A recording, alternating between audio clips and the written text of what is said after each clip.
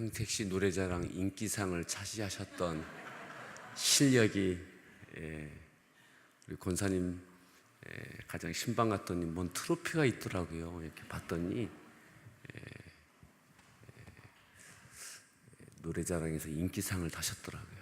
그런데 이제는 찬양하시는 분이 되셔서 한 20년 전에 타신 거예요?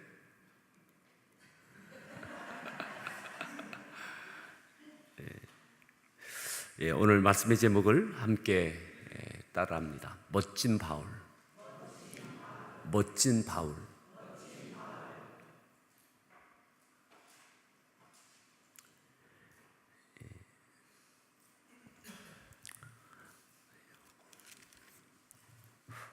오늘 16절에 보면 이렇게 말씀합니다. 16절 말씀을 함께 합독합니다. 읽습니다. 바울이 아덴에서 그들을 기다리다가 그 성에 우상이 가득한 것을 보고 마음에 격분하여 이제 데살로니가에서 베레아로 왔던 바울. 데살로니가 남서쪽으로 약 80km 떨어졌던 베레아까지 왔습니다. 근데 베레아까지 데살로니가 사람들이 거기까지 쫓아와서 가까운 곳이 아닙니다. 80km가 떨어져 있으면 먼 곳입니다. 이 당시에 교통수단이나 여러 가지 상황을 보면. 근데 거기까지 따라와서 베레아에서의 사역을 소동하게 했던 데살로니가의 사람들. 그래서 베레아에서 더 있지 못하고 그 다음으로 간 것이 어디냐? 바로 이 아덴. 아덴이면 어디냐면 아테네를 이야기합니다. 아테네. 지금 요즘 우리가 보고 있는 2차 선교 여행의 이 사역, 데살로니가, 빌립보 이 지역은 지금의 그리스를 이야기합니다. 그리스. 이 당시에도 그리스를 이야기합니다. 아덴, 아테네 하면 생각나는 것이 많이 있을 겁니다. 이 베레아에서는 올림푸스 산이 그 남쪽에 있고, 이 아테네에는 우리가 잘 아는 파르테논 신전, 제우스 신전, 나이키 신전, 고대 이 그리스의 그 문명의 중심지가 바로 이 아덴입니다. 이 아테네. 그리고 그 각종 신전, 범신론, 모든 것에는 신이 있다라고 이들은 믿었습니다. 그래서 그 신전도 많았던 것입니다. 뭐 지금은 다 문화유산이 되어져서 대단한 건축 양식의 모습을 가지고 있죠. 어쩌면 그리스 사람들은 지금도 그 유적지를 가지고 그 문화유산을 갖고 각종 신전의 그런 건축물을 갖고 관광객들을 끌어들여서 국가 경제의 많은 퍼센테이지를 차지하고 있습니다. 이 모든 것들이 BC 3세기 4세기경이 가장 절정이었는데, 지금 이 사도행전에 나와 있는 이때는 절정기는 지났지만 그때의 그 모습이 그대로 살아 있었습니다. 또 철학의 도시입니다. 철학의 도시. 우리가 잘 아는 소크라테스, 그의 제자 플라톤, 그와 함께 또한 플라톤의 학교에서 공부했던 아리스토텔레스, 이들이 다 이 아테네, 이 아덴의 근거지를 갖고 이 각종 철학, 논리학, 수사학, 이것이 또 이곳에서 뭐 세계의 모든 철학과 또 모든 국가에 대한 국가론이라든지 이런 것들이 이곳에서 다 생성되어졌습니다. 그러니까 고도의 문화에 대한, 철학에 대한 엄청난 자부심을 갖고 있던 이 당대에는 세계 최고의 문명 도시라고 할 수 있습니다. 바울이 갔을 때도 플라톤의 또 아리스토텔레스의 철학을 계승하는 학교들이 그곳에 있었고, 그곳에서 여전히 당시에 가장 머리가 좋다라고 하는 학생들이 거기서 공부를 하고 있었습니다. 지금으로 말하면 아마 미국의 아이비 리그라든지 그러한 학교의 수재들이 모여서 공부하는, 그리고 모든 문화가 고도로 발달되어 있는 이것에 대한 엄청난 자부심을 갖고 있던 곳이 바로 이 아테네입니다. 이 아덴입니다. 어쩌면 바울은 내가 반드시 가보겠다. 그리고 그들의 그 고도의 문화와 견고한 철학, 이 철학은 굉장히 견고하죠. 견고한 진입니다. 사람의 이성으로 무장된 견고한 성과 같은 것이 바로 철학입니다. 그래서 그들의 이성으로 아주 논리적으로 어떤 철학 이론을 만들어냅니다. 그래서 그 철학을 신앙으로 바꾼다는 것은 이것은 엄청난 것입니다. 엄청난 것. 그래서 이때에 이 당시에 유대인들이 여기에 회당은 있었지만 도시의 그 규모에 비해서 회당의 규모가 굉장히 축소되어 있었습니다. 기록에 의하면 유대인들이 이곳에서 유대교의 신앙을 유지하기도 어려웠다. 그래서 회당이 점점 축소되고 이방 신을 섬기는 일들이 가장 많았던 곳이 바로 이 아덴입니다. 하나님을 믿는 유대인들이 어디에 가나 회당을 세우고 그들의 신앙을 가지고 있었는데, 이 아테네에 와서는 그 하나님을 믿던 유대인들이 신앙을 버리고 이방신, 다른 신들을 섬기는 역복음화율이죠. 복음화율이 아니라 다른 것으로 개종하는 일이 가장 높았던 것이 바로 이 아테네였습니다. 그들의 다신론, 범신론, 그 웅장했던 엄청난 파르테논 신전, 제우스 신전, 나이키 신전, 그들의 그 신전만 보아도 압도당하는 거예요. 지금도 그곳에 가면 압도당하지 않습니까? 그들의 그 웅장함과 정교함과 그 예술성과 그 모든 것 보면 압도당하는 거죠. 그러니까 이스라엘의 예루살렘의 사람들이 그곳에 가면 왠지 주눅들고 촌사람처럼 느껴지고, 그 대단한 소크라테스, 플라톤, 아리스토텔레스, 세계에 가장 머리 좋다라고 하는 사람들이 그곳에 모여서 그 학교에서 공부하고, 사람의 최고의 이성으로 견고하게 구성된 그들의 그 철학, 그 후대에 점점 그 철학은 더 견고해지고, 여러분, 지금의 철학도 그때의 그 철학을 벗어나지 못했습니다. 그때의 그 철학이 지금도 엄청난 영향력을 끼치고 있습니다. 근데 그곳에 가서 유대인들이 하나님을 믿는 신앙을 지키는 것조차 위축되어져서 이방신을 섬기는 일로 개종하는 일들이 벌어지고, 그곳에 바울이 옵니다. 어쩌면 바울이 기다리고 기대했던 아테네일 수 있습니다. 누구보다도 많은 공부를 했던, 신학으로 무장됐던, 가마리엘 문화생이었던 사울. 어쩌면 바울이 전도하는 데 있어서, 이 아테네 전도에 있어서 가장 최적화된 인물이 있다면 바로 이 바울일 겁니다. 그들의 견고한 이성적인 철학을 이성적인 논리로 깨트릴 수 있는 가장 최적화된 인물이라면 바로 이 바울일 겁니다.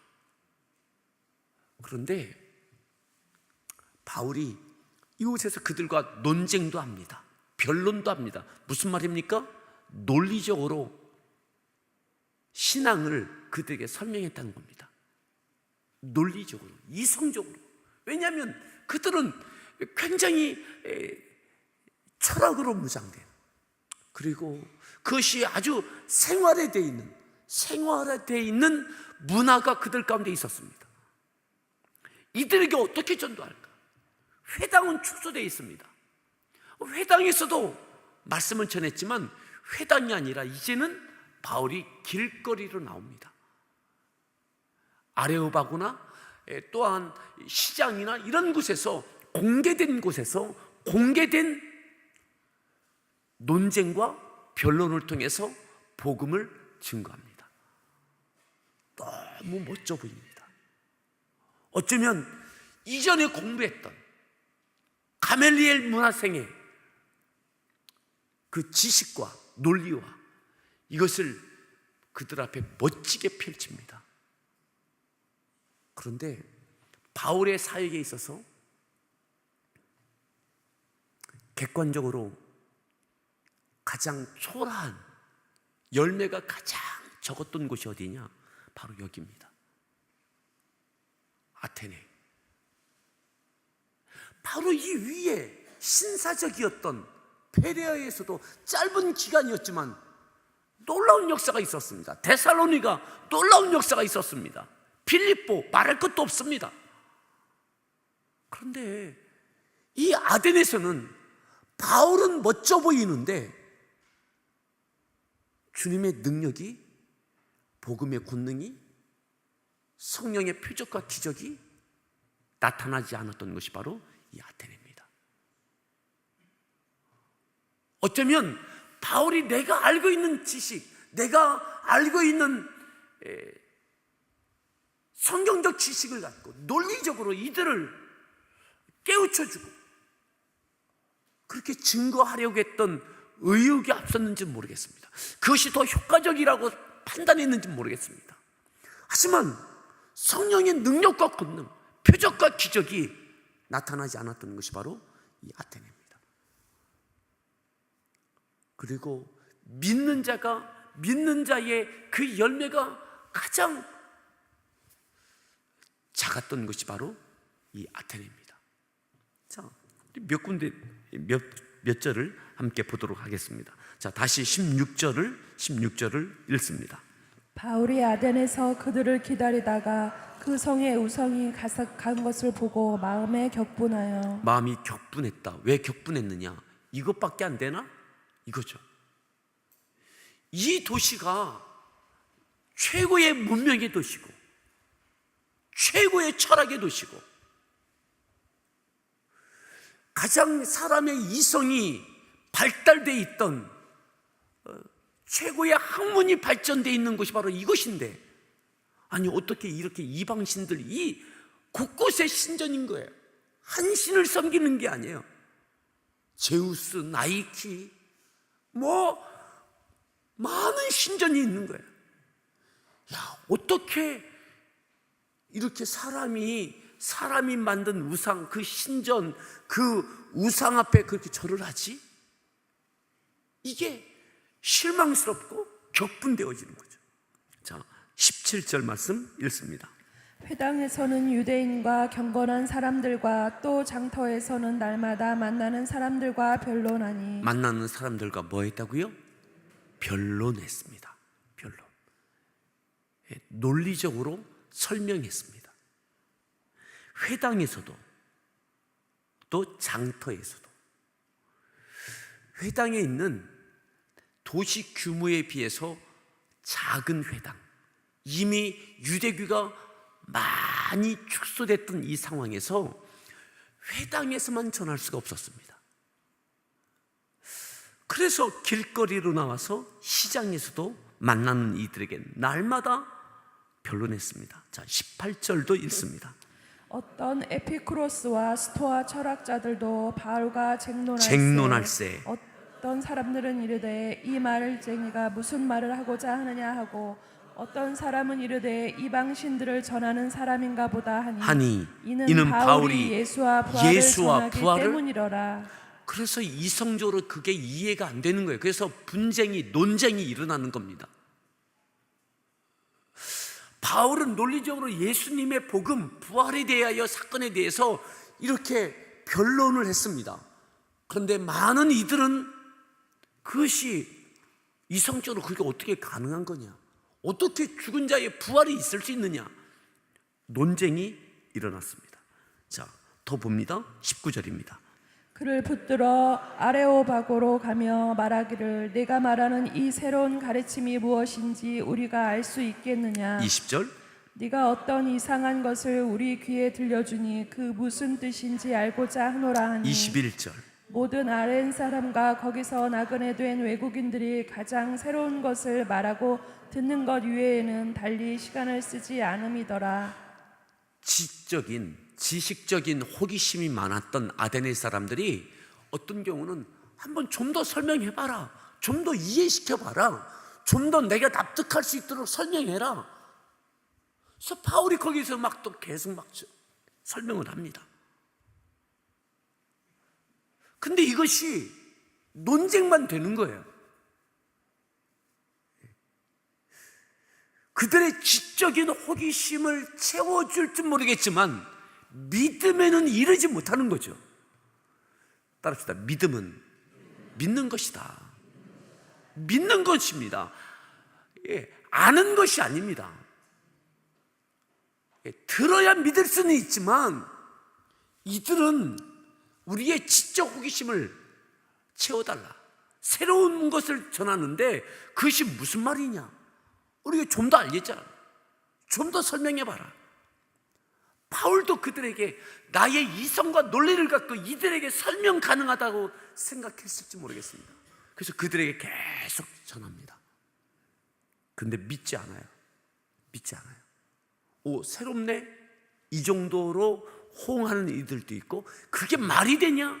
하고 완전히 조롱하는 이들도 있고. 자, 쭉 넘겨서 몇 절로 가느냐?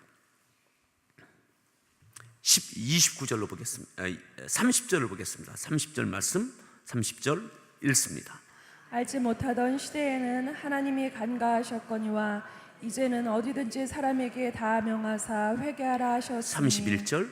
이는 정하신 사람으로 하여금 천하의 공의로 심판할 날을 작정하시고 이에 그는 죽을 자 가운데서 다시 살리신 것으로 모든 사람에게 믿을 만한 증거를 주셨음이니라 하니라. 그렇게 전했습니다.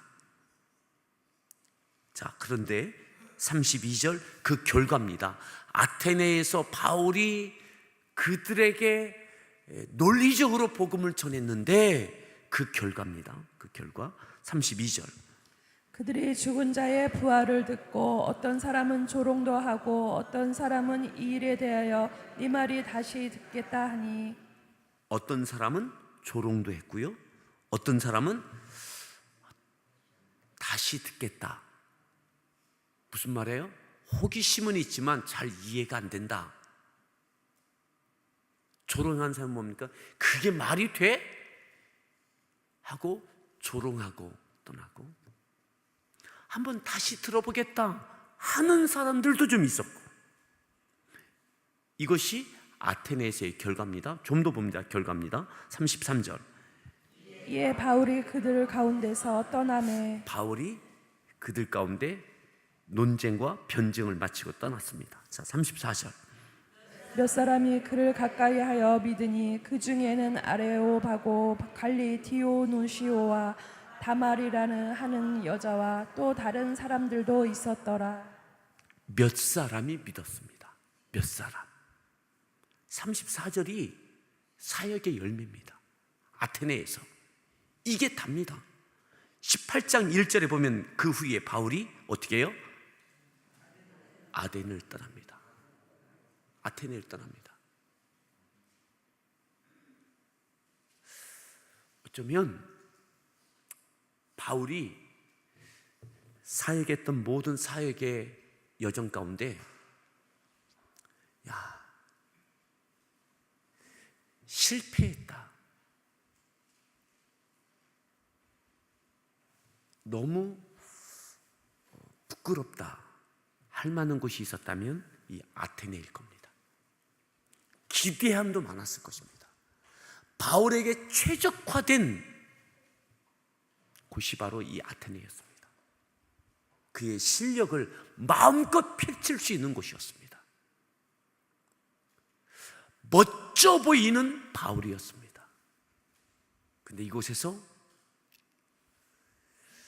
이성적으로 논리적으로는 전했지만 성령의 능력과 권능으로 표적과 기적도 나타내지 않았습니다.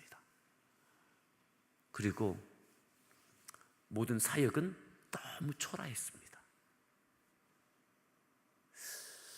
그래도 가멜리엘의 문화생인데, 유대 교회에 있어서는 최고의 학문을 습득했던 사람인데, 최고의 학문의 도시에서 그들에게 논리적으로 이성적으로 전했던 복음은 초라했습니다.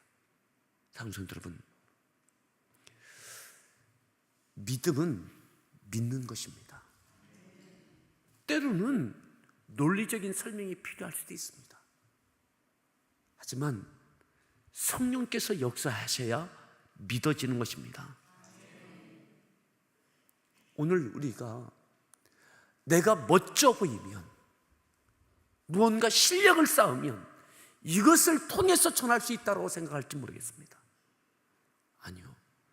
아테네에서 실패했던, 초라했던, 개인적으로는 멋있어 보일지 모르겠지만 복음으로는 너무나 초라했던 바울이 고린도에 내려와서 다 새로웠습니다. 그 모든 것들을 다 내려놓습니다. 다시 성령을 앞세웁니다. 성령을 앞세웁니다. 복음을 전할 때에 하나님의 은혜를 구하고 성령의 권능을 앞세웁니다. 그래서 아테네에서의 모든 그 초라한 열매를 다시 회복한 것이 바로 고린도가 되겠습니다. 사랑하는 여러분, 내가 멋져지는 것이 중요한 것이 아니라 주님이 드러나야 됩니다. 내가 드러나는 것이 아니라 주님이 드러나고 성령의 역사심이 드러날 때 복음의 역사는 능력이 되고 믿음이 되고 구원이 되는 줄 믿습니다. 바울이 멋져 보였을 때에 복음은 힘을 잃었습니다. 주님이 드러나고 복음이 앞세워지고 성령의 권능이 역사되어지는, 그리고 그 가운데 믿음의 역사가 일어나는 우리의 생애 되어지기를 바랍니다. 함께 오늘 이 말씀을 기억하면서 기도하겠습니다.